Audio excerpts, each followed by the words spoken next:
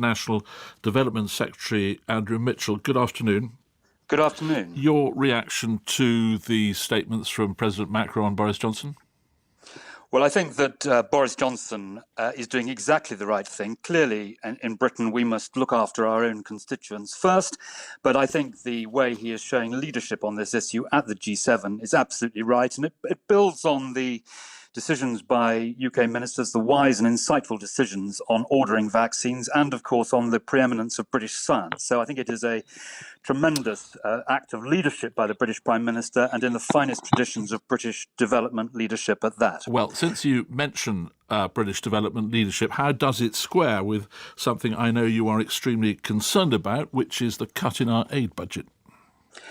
Well, I very much hope that the cut in our budget will not go ahead in view of current circumstances. It's worth pointing out that every other G7 country is putting up aid. Only the UK is proposing to cut. The Americans are putting it up by something like $15 billion. Germany has hit the 0.7, and the French are increasing their aid above the level that Britain is now proposing. So I do think that there's a very strong case for looking again at this.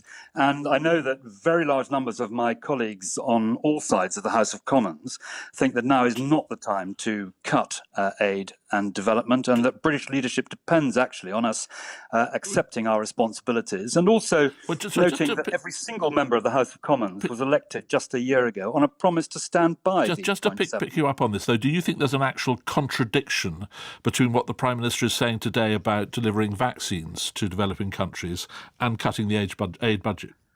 Well, I think there would be if the government doesn't think again and decide not to make that cut. And as I say, where's the contradiction?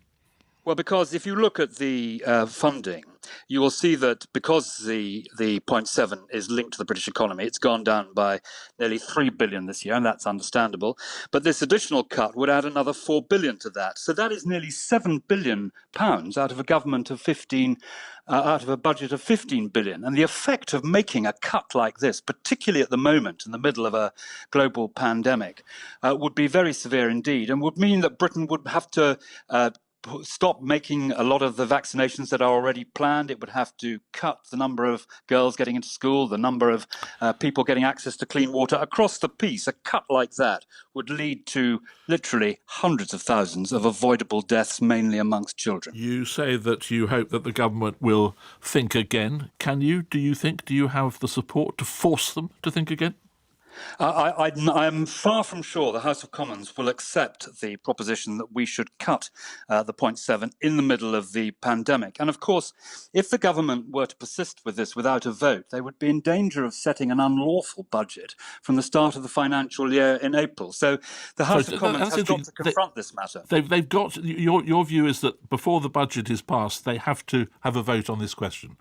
No, not before the budget is passed, but if after April, when we enter the new financial year, there isn't certainty about the budget, and if the House of Commons will not allow the government to reduce the 0.7 figure, then the government would be in danger of setting an unlawful budget. And posts all around the world have been asked to look at cuts in the development budget of between 50 and 70%. These are extraordinary cuts, which will lead to the effects which I described. And I don't think Britain, leading the G7 and being the only country to reduce aid, and by the biggest amount ever, would square very well with that leadership. So I'm sure that the government will want to think again about this. And also, I think the House of Commons is very likely to insist that the government does. Andrew Mitchell, thank you very much indeed for talking to us. Buckingham Palace.